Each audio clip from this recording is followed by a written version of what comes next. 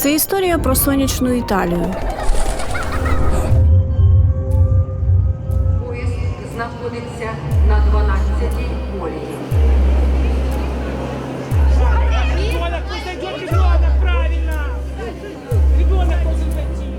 Це історія про порятунок від війни українських дітей, позбавлених піклування рідних батьків.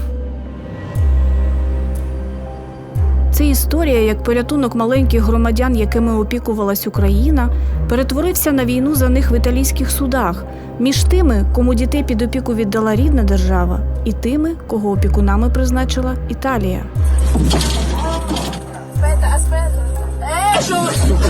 Да нельзя его душить, Дауны! Це історія про правовий принцип, який має назву «Найкращі інтереси дітей». Принцип, через який українські діти перестають бути українцями, а іноземна судова система вирішує захищати їх від охопленої війною батьківщини. І коли я взялась за цю тему, то дуже швидко зрозуміла. Ті кілька історій, які ми дослідили і розповімо, не лише про Італію, але й про батьківщину, яка не підготувалася до і не хоче скандалу після.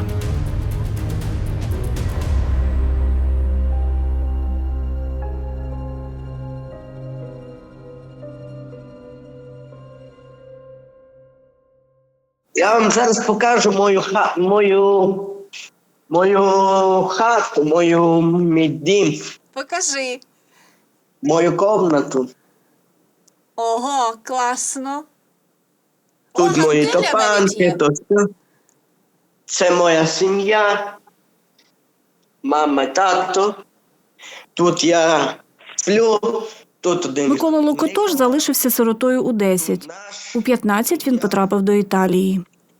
І як тут не може бути наша бандера української? На початку повномасштабного вторгнення близько 5 тисяч дітей-сиріт та дітей, позбавлених батьківського піклування, евакуювали до 19 європейських країн. Україна за Женевською конвенцією мала обов'язок їх рятувати. Йшлося про дітей, які на той момент виховувалися в закладах на умовах цілодобового перебування. Централізованого рішення про маршрути евакуації, як і потрібних попередніх домовленостей, не було. Уявіть, що ви керуєте інтернатом з десятками вихованців або маєте під опікою 10 дітей в будинку сімейного типу і прокидаєтеся 24 лютого 2022 року з тими ж знаннями про свої плани, що і більшість цивільних в Україні. У 22-му Оксана Філіпішина була представницею повноважного з прав дітей. Треба свідомо і чесно собі сказати, що це був стихійний, хаотичний процес. І тому діти в перші місяці переважно були евакуйовані за кордон, але за запрошенням приватних інституцій, приватних закладів, приватних організацій. Директорка сказала нам, у кого є паспорт закордонний, маєте поїхати у Італію, бо другі дітей із Батькова мають приїхати в Чинадієво. Ось так Микола і ще 52 вихованці Чинадіївського дитбудинку у березні 2022-го потрапили до Італії. Дітей під опіку взяли 3 італійські асоціації. Потім ми були в одному готелі, там, де всі українці були. Ми там були пару місяців, потім нам шукали сім'ю, потім мені знайшли сім'ю. Приблизно тоді ж, у середині березня 2022 року, Україна призупиняє міждержавне усиновлення. Мовляв, перевірити іноземців, які хочуть стати батьками українським дітям, в умовах повномасштабної війни неможливо. А відтак приймати такі серйозні для дитячих доль рішення не на часі. Це фейсбук-сторінка Вінченцо де Луки. У 22-му він керував південно-італійським регіоном Кампанія.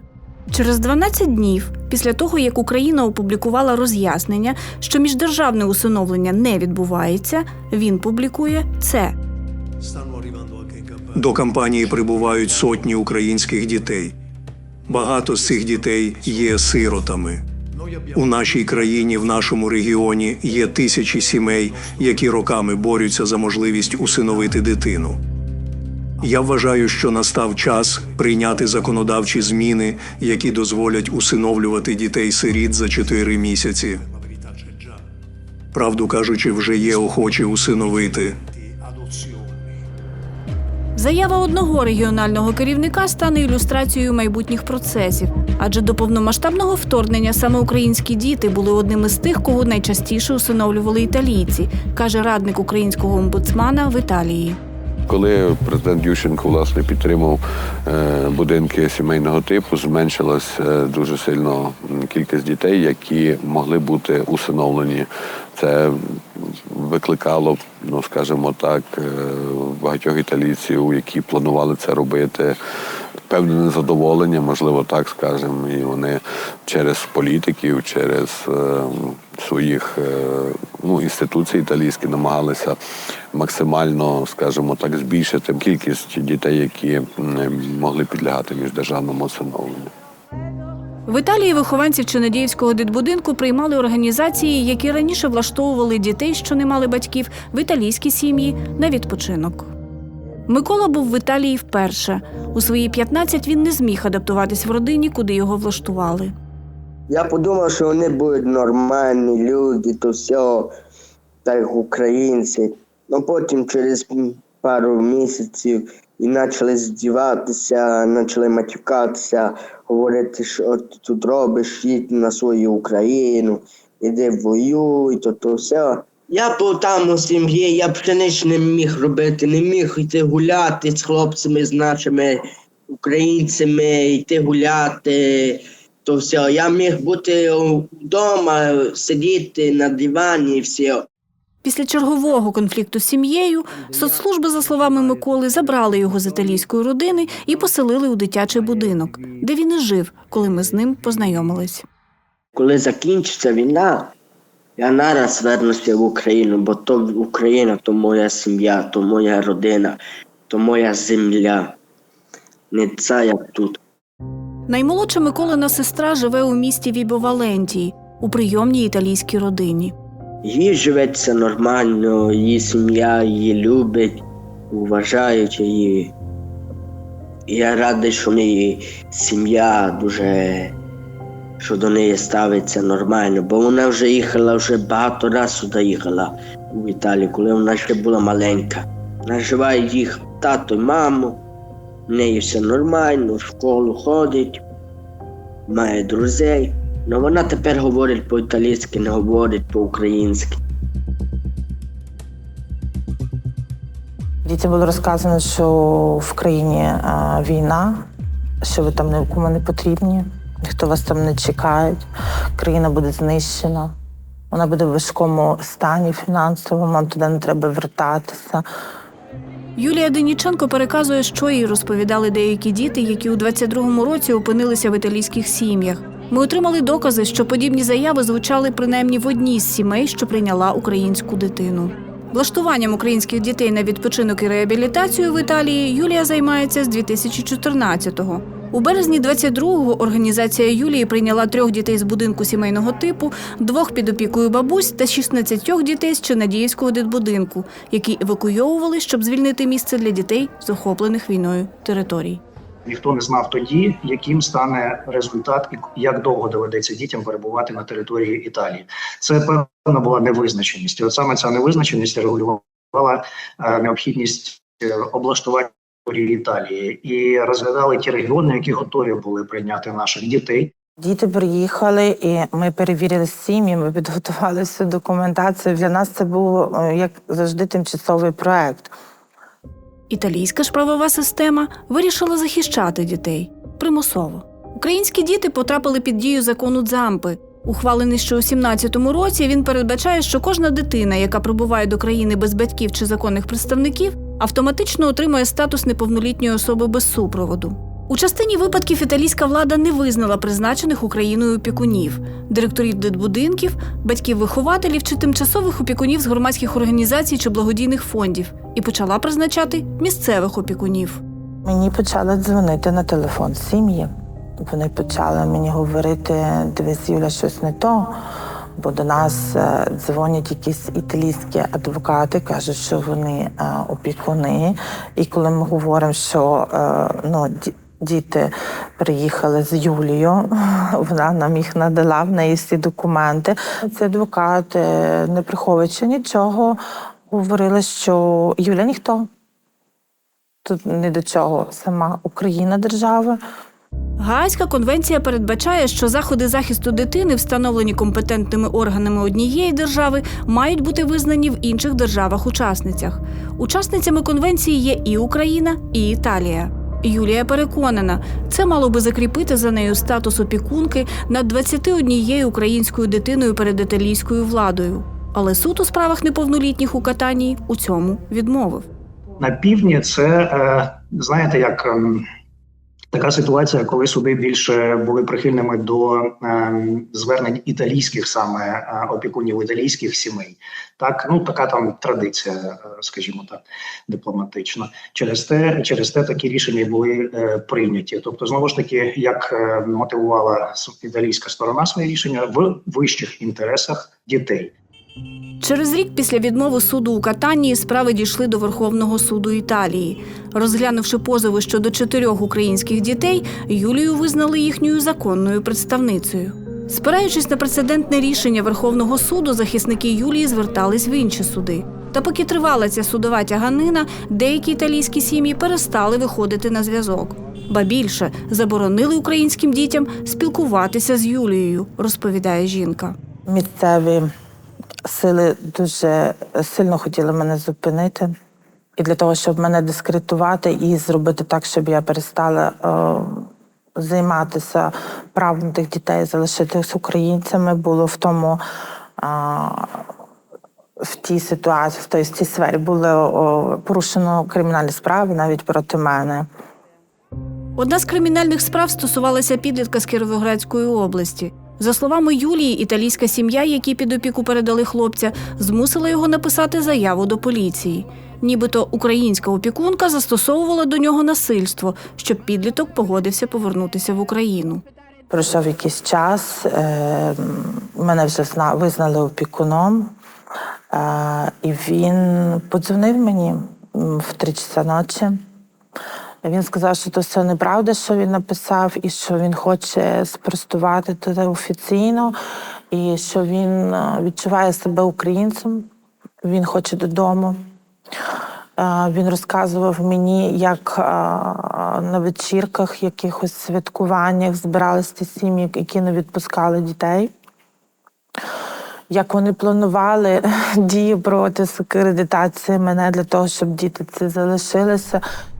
За словами Юлії, хлопець потайки продовжив спілкуватися з нею та мамою-вихователькою з України. Коли про це дізналась італійська сім'я, його викликали на сімейну нараду, після якої Юлії довелося звертатися в поліцію та писати заяву про побиття неповнолітньої дитини. Сім'я, яка його побила, вона понесла якісь покарання за те, що вона застосувала фізичне насилля? Я ж кажу вам, я подала заяву, і до сих пір мені не дали ніякої відповіді. Зрештою, хлопець, про якого йдеться, таки повернувся в Україну, досягнувши повноліття. І ми домовились про зустріч з ним та його прийомною українською сім'єю. Протягом 2 місяців ми перебували з ними на зв'язку, обираючи дату інтерв'ю та з'ясовуючи подробиці італійської подорожі, яка перетворилася на трилер. Напередодні зустрічі почули таке. Вибачаюсь перед вами, але в нас не вийде. Ми підозрювали, що проблема у службі в справах дітей, чий дозвіл на зйомки мали отримати батьки-вихователі хлопця. Підтвердження знайшли швидко. Ми публікуємо аудіозапис, наголошуючи, що сім'я виконала все, що їй рекомендували у службі, і ми зреагуємо, якщо служба намагатиметься створити для батьків-вихователів проблеми. Ми не хочемо скандалу, Віталій, війна в державі йде. Ви розумієте, якщо ви піднімете цю тему, це буде проблема. Ви ж розумієте? Розумієте. Рекомендуємо не давати на сьогоднішній день дану інформацію. Тому що, ми зверталися до відповідних органів, але нам допомогла Олена Зеленська. Будемо так говорити, її втручання.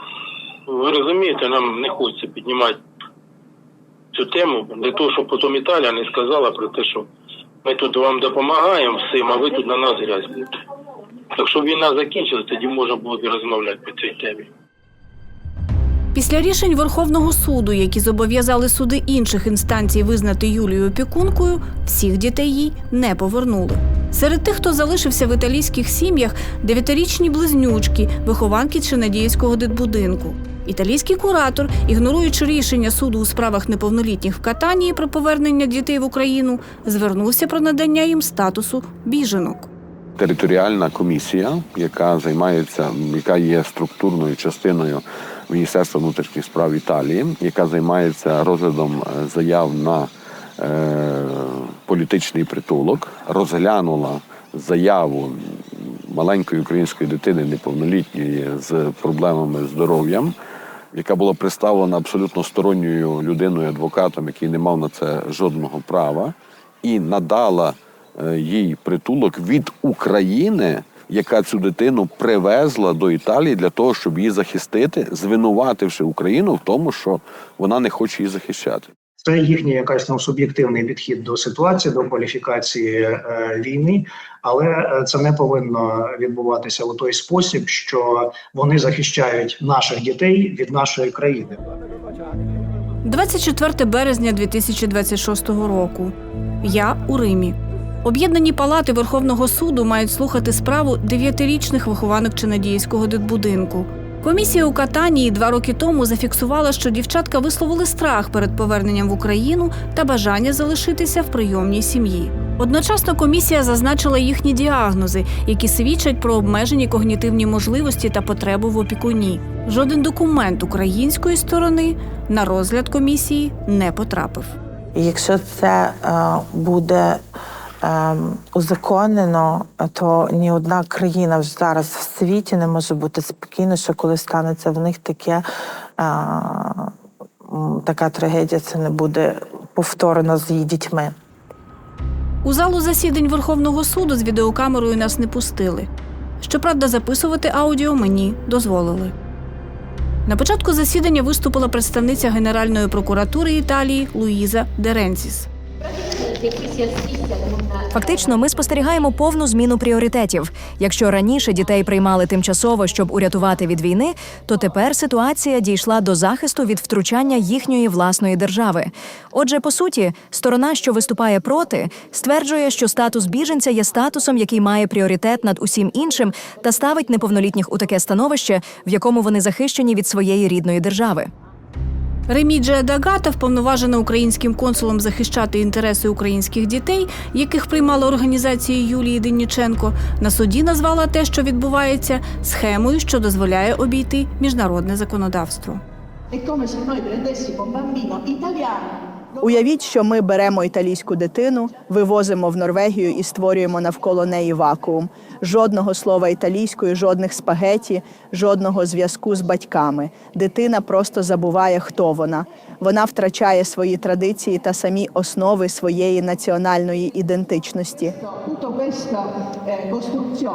Уся ця схема була створена з метою обійти норми міжнародного усиновлення, щоб залишити цих дітей в Італії. Таким чином вони вже не повертаються в Україну, вони вже не усвідомлюють своїх коренів. Інша сторона процесу – куратор українських близнючок Рікардо Ліотта, якого призначив суд Катанії, і який добився для них статусу біженок. На суді він закликав звернути увагу на умови в українських інтернатах. Звідки приїхали ці діти? З якого саме сиротинця? Що там насправді відбувалося? Що відбувалося в цьому дитячому будинку? Як ставилися до неповнолітніх? Яким був їхній стан здоров'я? Ми хотіли поговорити з Рікардом Ліоттою одразу після засідання суду. Проте він відмовився давати коментарі до рішення суду та заборонив його знімати. Ми написали йому листа, в якому запитали про те, в який спосіб дівчата висловили своє бажання залишитись в Італії, та попросили поділитися доказами неналежного поводження з ними в інтернаті, про які він казав на суді. Адвокат нам не відповів. Об'єднані палати Верховного суду вирішуватимуть, чи законно дівчатам надали статус біженок. Сім'ї, які мають дітей під опікою, вони подали або подають заявки, щоб їх визнали потенційними усиновлювачами, звісно, претендують на українських дітей. Це може бути ще однією причиною, чому існує інтерес до цих дітей, яких вважають залишеними без піклування, інтерес заявляти, що українська держава не захищає їх належним чином. Італійці не мають реальних безпосередніх знань про звичаї та законодавство України. Вони не мають точного уявлення про те, що відбувається в Україні, бо, можливо, вони ніколи там не були, тому вони не мають жодного уявлення, а знають лише те, що їм показують ЗМІ, тобто те, що вони чують по телебаченню, те, що вони чують з різних новин, які вони знаходять у соціальних мережах, вони не мають безпосереднього розуміння, яким є життя в Україні. Павліна, чао!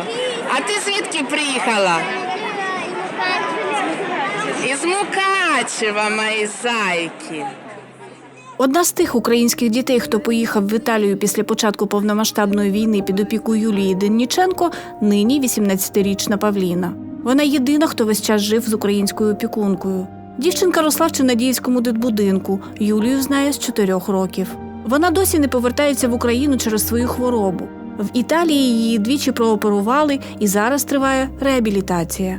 Павліна закінчує італійську школу та мріє навчатися далі. На початку хотіла стати поліцейським. Поліцейським? В аеропорту працювати, а потім... А чому саме в аеропорту? Документи перевіряти. А потім якось спини на естетику. Була легша робота. А що таке естетика? Ну, там робить масаж на позвоночник, там ноги, поліція, віза, ногті, там робить лазер. Павліна вивчила італійську, проте українську не забула. Слухаю музику. У мене є книга, Біблія, яку я переписую. Щоб не забути, не замовляю.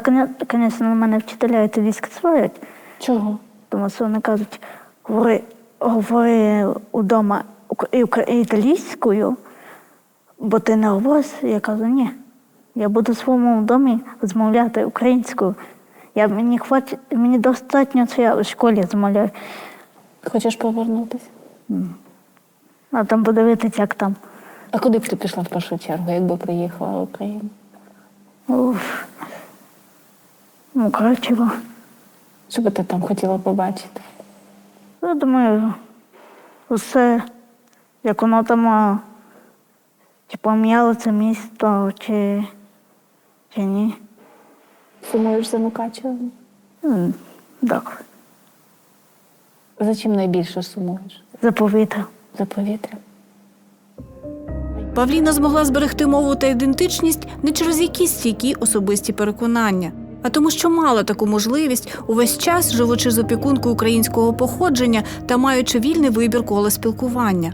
Павліна може обирати – залишитись чи повернутись. Частина українських дітей, які потрапили в італійські сім'ї, цього, ймовірно, позбавлена аж до повноліття. Вони є заручниками, і вони абсолютно залежні від сімей і від тих процесів, які ці сім'ї роблять. Тому що якщо, звісно, сім'я ні за яку ціну не хоче віддавати цю дитину, і вона на місці має певну владу, може чинити певний тиск там, на органи влади чи юридично, проводячи якісь певні юридичні рішення, навіть, на жаль, дуже часто незаконні, то дуже складно. Аби в нас хрещених голова не боліла. Будьте здорові з Новим роком. Ого, ти мене віншуєш аж у травні. Дуже тобі дякую. Тетяна Ільницька – колишня працівниця Трускавецької міськради, а тепер і колишня мати-вихователька. У 2019-му здійснилася її мрія. Вони з чоловіком стали батьками у дитячому будинку сімейного типу, замінивши інших батьків-вихователів, які відмовилися від цих обов'язків.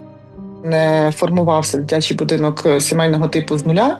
Це була сім'я, це були діти, які жили вже 6, хтось 7, хтось 8 років разом з цими попередніми прийомними батьками. Але ці батьки вже завершили свою діяльність. То, щоб цих дітей не розформовувати, не роздавати їх по різних дитячих будинках або, не дай Боже, назад в інтернати, у нас просто так взяли, знаєте, і помістили цю сім'ю. Одним з тих, для кого Тетяна стала мамою, був 8-річний хлопчик. Щоб не розкривати його особу, назвемо його Іванком. Тетяна каже, хлопчик спершу відмовлявся від їжі, почуваючись нікому не потрібним. Я кажу, чому, що сталося? Він каже, якщо я не буду їсти, я просто помру. І на тому все закінчиться. Я нікому не потрібен. Мої батьки вибрали не мене, а залежність. От уявіть, дитині 8 років. Попередні батьки, які були, я думав, що це безпека, що це якесь моє майбутнє, вони просто зібралися і виїхали. Ну, дітям це було важко зрозуміти. І ми тоді з ним домовилися, що ми цю думку відкладаємо на рік. І десь за 2 роки ми були на Джерелгачі, і він пішов собі так відсів трошки далеченько і дивився на море. Я підійшла, кажу, можна біля тебе? Можна. І я питаю, про що ти думаєш? Він каже, я думаю про те, що життя прекрасне, і що його варто жити. Я тобі дам пішити по підозі. Я тобі дам пішити по підозі. Я тобі дам пішити по підозі. Я тобі дам. Через 2 дні після початку Великої війни Тетяна отримала дозвіл вивезти дітей за кордон. Служба у справах дітей допомагала лише такими дозволами. Рекомендацій державні органи не давали. Вже у Кракові жінка піддалася на вмовляння італійської сім'ї, куди раніше їздив на канікули Іванко, відпустити хлопчика і його сестру погостювати у них, щоб оговтатись від стресу. Івану тоді було 11, його сестра уже була повнолітньою. На неї і оформили довіреність на 2 тижні, каже Тетяна. На той момент виглядало, справді, як допомога. Він прилетів, ми з ним дуже багато говорили, я йому пояснювала, що це на 2 тижні вони їдуть. І старша дівчинка, сестра, вона мене обійняла і сказала таку фразу мені на вухо, щоб не було далі, знай, що ми вас дуже сильно любимо. Через 2 тижні Тетяна попросила італійську сім'ю повернути хлопчика. Отримала відмову. Ми дуже довго не розуміли, не хотіли вірити про те, що у нас забрали дитину і просто нам її не повернуть. Це було дуже важко. Ми зрозуміли, що дитина, якою вона опікується, вже має пермесо ді соджорно, тобто вид на проживання в Італії, як дитина, яка попала в Італію як без супровіду, скажімо, батьків або опікунів. Ми називались батьки-вихователі. І коли приїжджали в інші країни, органи опіки тих країн брали наші документи, перекладали і запитували, ви батьки? Ні, ми не батьки, тому що свідоцтво про народження там написано інше. Значить, ви вихователі. Ви вихователі, які врятували дітей від війни, ви нам їх привезли, ми забираємо їх під свою опіку, вам тиснемо ручку, дуже дякуємо, до побачення. На засіданні суду у справах неповнолітніх у Флоренції Тетяна вперше за 5 місяців побачила свого вихованця. Іванко мешкав з італійською сім'єю у заміському просторому будинку. Отримав у подарунок комп'ютер, розповідає Тетяна. На запитання судді, поставлене через психолога, де він хоче жити, Іван відповів – в Італії. Коли 2 батьків на 10 дітей, і інколи це там в межах виживання, а не життя, а тут у тебе все, ясно, що дитина зробила такий вибір. Моя адвокат сказала, що дайте дитині можливість дійти до мами, вона хоче поговорити з мамою. Ці італійці зірвалися, просто стали стіною поміж нами, адвокат їх ще раз змусила відійти, і він підійшов, обійняв мене, сказав, мам, я тебе дуже люблю. Ми відпустили обійми, його взяли за руку, і ми вийшли в одні двері і розійшлися в різні боки. І це була наша остання зустріч. В цьому кейсі була ще одна особа, яка, скажімо, це все, можливо, навіть і організувала, і підсказала, можливо, підтримала цю всю ситуацію. Це була сестра цього хлопчика, яка вже була повнолітньою. В Україні нам говорили, що ви втратили дитину, ви загубили, ви, можливо, її продали. І коли ви приїдете в Україну, ми тут будемо подавати на вас в суд. Тобто у нас постало питання, або подають в суд на нас, або ми подаємо в суд на дитину. І попри те, що вона зробила, вона все рівно була дитиною, яку я виховувала 4 роки. І зробити їй таке в 21 рік, розумієте, це було мені морально це було неможливо. Сестра хлопчика подала заяву про опіку над братом, як повнолітня родичка за спрощеною процедурою, і стала опікункою Іванка, розповіла Тетяна. Контакт Івана, за словами Тетяни, одразу видалили з усіх месенджерів. Час від часу він ще писав іншим дітям з прийомної сім'ї у Тіктоці. Потім зник і цей зв'язок. Сьогодні Тетяна живе у Кракові. Під її опікою 2 дітей. Інші досягли повноліття. Дитячого будинку сімейного типу більше не існує. Зараз Тетяна пише книгу про життя в еміграції. На епізодах, пов'язаних з Іванком, застрягає. Кожного разу, коли повертаюсь до тих подій, я застрягаю. Воно для мене з одного боку терапевтично, а з другого боку дуже болюче. Історія Тетяни не поодинока. У Фейсбуці є окрема група батьків-вихователів. З розповідей деяких з них ми побачили, що вони також змушені були боротись за своїх вихованців. Українські неповнолітні, яких досі не вдалося повернути в Україну, перебувають в Італії під опікою. Італійські суди в різних регіонах ухвалюють рішення, які аргументують найкращими інтересами дитини, часто в обхід міжнародного законодавства. Боротьба за кожну окрему дитину може тривати роками, має свої особливості і нові підходи до трактування законодавства. Та 1 квітня 2026-го суд міста Лечче таки спромігся шокувати навіть тих, хто змирився, налаштувавшись на тривалу боротьбу. Попри мораторій, встановлений Україною, хлопчик з Сум був офіційно усиновлений італійськими батьками. До Італії він потрапив разом з іншими вихованцями свого інтернату на початку повномасштабної війни у супроводі директорки. 20 дітей благодійна організація розселила по сім'ях. Об'єднував усіх спільний чат у WhatsApp. Діти мені стали повідомляти про те, що я ходив до суду, мені призначили опікуна. А я ось тут, я державний опікун український, я приїхала разом із дітьми, там зовсім інші підходи, зовсім. Ну і все я дізнавалась тільки від дітей. І потреби їхні, і бажання. Хочеться цукерок українських, значить організовую з України посилку з цукерками, розсилаю потім. Згодом італійські соцслужби почали передавати дітей з одних сімей в інші або влаштовувати в дитбудинки, каже Любов Рудика. Про це директорці, офіційній українській опікунці, ніхто не повідомляв. Один хлопчик мені, я не знаю, куди мене привезли. Мене кудись привезли, я не знаю, кудись привезли. А інший, той, що був зі мною, той говорить, кидай геолокацію, ми визначимо, де ти. Таким чином відшукували, в якому дитячому будинку, бо їх поміщали в різні дитячі будинки, навіть не в один.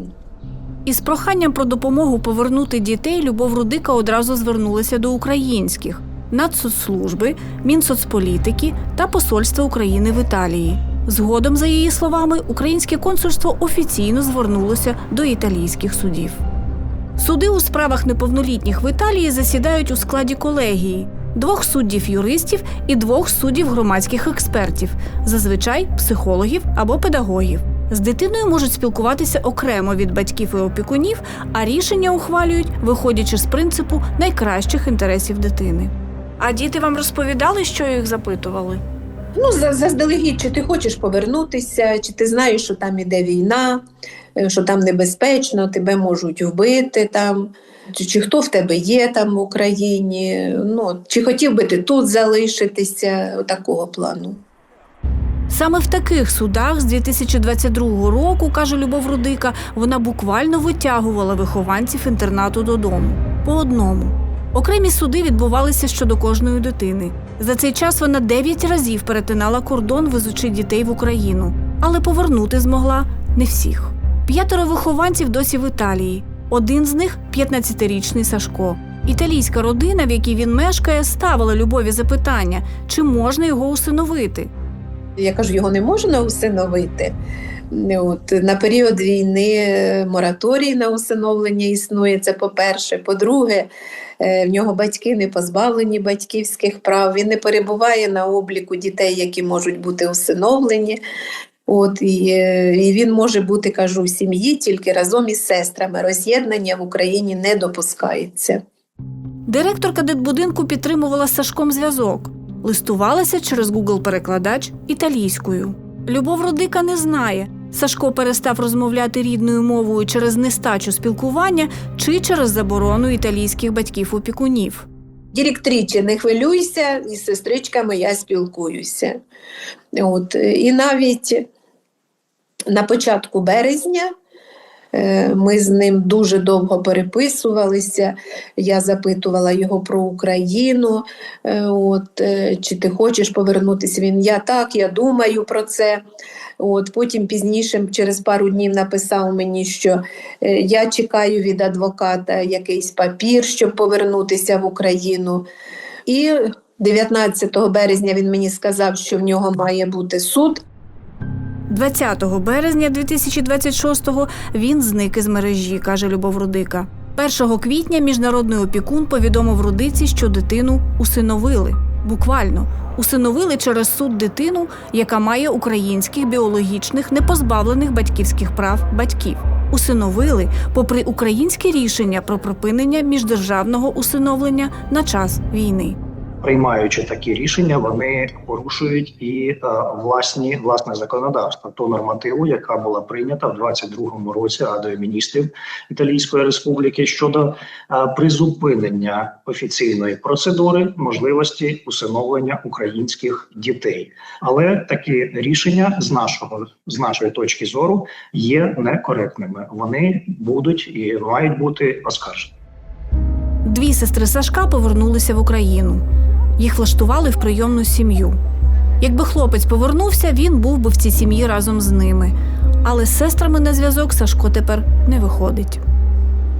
Ми дослідили лише кілька випадків, коли італійські суди і влада ігнорували не лише українське законодавство щодо українських громадян, а й італійське.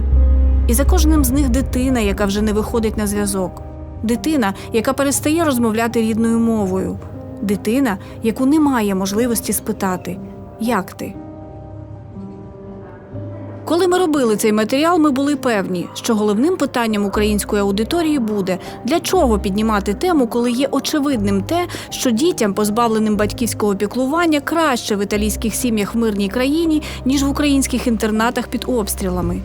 І ми маємо відповідь. Йдеться не про те, де краще окремій дитині в конкретний момент, а про те, що цю дитину примусово захищають чи позбавляють ідентичності. Україна перед повномасштабним вторгненням не підготувала ні шляхів евакуації, ні додаткових міжнародних угод з різними країнами, які стали б гарантією повернення дітей. А зараз немає доступу до частини своїх неповнолітніх громадян, щоб переконатися, що з ними все добре. Коли судова система в демократичній країні дозволяє собі ухвалювати рішення про розділення дітей з законними опікунами, призначеними рідним урядом, ухвалює рішення про усиновлення громадян країни, яка на таке усиновлення наклала мораторій, створює умови, які дозволяють іноземцям визначати, якою мовою навчатися дитині, і визнає її біженцем, це створює небезпечний прецедент. Зовсім не хотілося, щоб це стало прецедентом саме і для інших країн. Через те ми і будемо з італійцями продовжувати працювати, щоб цих прецедентів не поширилося на території Італії. Тобто не хотілося доводити до судових справ і до захисту наших дітей в італійських судах. Це в цьому наша і задача зараз разом з італійськими адвокатами намагатися отримати все-таки цю інформацію про те, скільки справ українських дітей можуть ще опинитися в судах, вже маючи певний прецедент. Не думаю, що ми ризикуємо потрапити в якусь прецедентну історію з іншими країнами. Мене вже задовбало сидіти тут у Італії. Їхню їду їсти, паста. Мене вже на голові їхня паста. Я хочу вже їсти нашу їду. Я сумую за свою сестру, сумую за мою бабу, за мою дідо.